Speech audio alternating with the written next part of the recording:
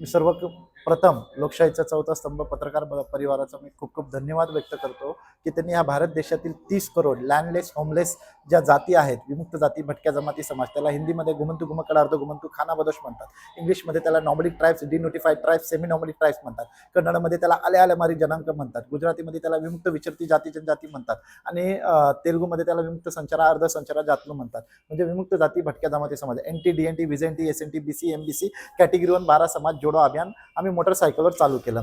हा मोटरसायकलवर हा अभियान चालू करण्याचं कारण आजही हा 30 करोड विमुक्त जाती, भटक्या जमाती समाज आजही लँडलेस आहे, होमलेस आहे, राहायला घर नाही, मरायला स्मशानभूमी नाही, जगायचं तर कसं जगायचं हा आपल्या देशासमोरील सगळ्यात मोठा प्रश्न आहे. या समाजाचा जन्म कधी नदी नाला किनारी, कधी फुटपाथवर, पालावर, झोपडीवर झाला. त्यांच्या जन्माचेच पुरावे नाही तर जन्म दाखला नाही, आणि जन्म दाखला नाही तर जातीचा दाखला, आरक्षण योजना, नोकरी ह्या समाजाला कसं भेटणार? म्हणून हे आजही पालावर, फुटपाथवर, कोलटीवर, तांड्यांवर आजही भ्रमण करतच हे यांचा उदरनिर्वाह करत आहेत. म्हणून आमची सरकारकडे मागणी आहे की आता जे हिवाळी अधिवेशन चालू आहे, या हिवाळी अधिवेशनमध्ये विमुक्त जाती, भटक्या जमाती समाजाला जसं गृह चौकशी गृहभेटचा GR आहे तसा तो GR एक व्हॅलिडिटीसाठी पण सँक्शन करावा, म्हणजे यांना जातीचे दाखले, जात पडताळणी पण भेटेल. त्यामुळे जात पडताळणी ही खूप मोठा विषय आहे, त्यामुळे तो जात पडताळणी ही प्रश्न सुटावा. राज्यामध्ये NTBची लोकसंख्या मोठ्या प्रमाणामध्ये आहे, NTBचं आरक्षण हे 2.5% आहे, 2.5% आरक्षणामध्ये कोणालाच नोकऱ्या भेटत नाही. त्यामुळे NTBचं आरक्षण वाढावं. राष्ट्रीय लेवलवर विमुक्त गुंतवणूक विकास एवं कल्याण बोर्ड बनवला आहे, त्या बोर्ड अंतर्गत सीड्स योजना आहे, ज्याच्यात मोफत घर, मोफत शिक्षण, मोफत रोजगार, मोफत विमा भेटतो.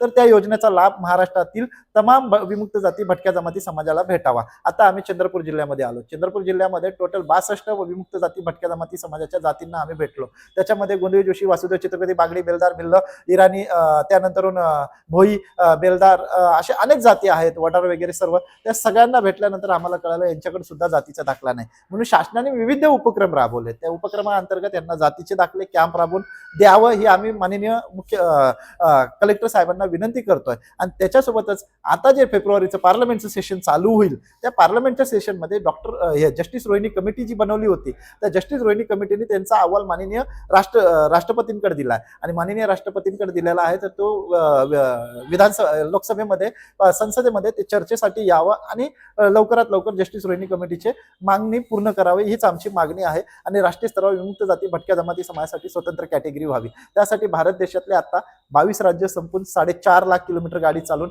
2.5 करोड भटक्या मुक्तांचे प्रश्न सोडत आम्ही चंद्रपूर जिल्ह्याच्या दौऱ्यावर आलो. चंद्रपूर जिल्ह्यामध्ये येणाऱ्या काळामध्ये 15 दिवसात जर यांना जातीचे दाखले वगैरे नाही भेटले तर इथं आम्ही 10,000 लोक आंदोलन करायचं नियोजन करतोय. म्हणून माननीय मुख्यमंत्री महोदय आता म्हणतायत की विदर्भाच्या मुद्द्यावर आपण आता हिवाळी अधिवेशन घेतोय. त्यामुळे विदर्भाचे मुद्दे असे आहेत की विदर्भामध्ये टोटल 8 लाखापेक्षा जास्त भटक्या मुक्तांकडे जातीचे दाखले नाहीत. मग तुम्ही हे प्रश्न लवकरात लवकर विधानसभेमध्ये आणावे, हिवाळी अधिवेशनमध्ये उचलावे, एवढीच माझी नम्र विनंती आहे. आणि सरकार आणि भारत सरकारला आमची विनंती आहे की या 30 करोड भटक्या मुक्त समाजाकडे लक्ष द्यावे. त्यासाठी मी पूर्ण चंद्रपूर जिल्हा विमुक्त जाती, भटक्या जमाती समाजाचा खूप खूप धन्यवाद व्यक्त करतो.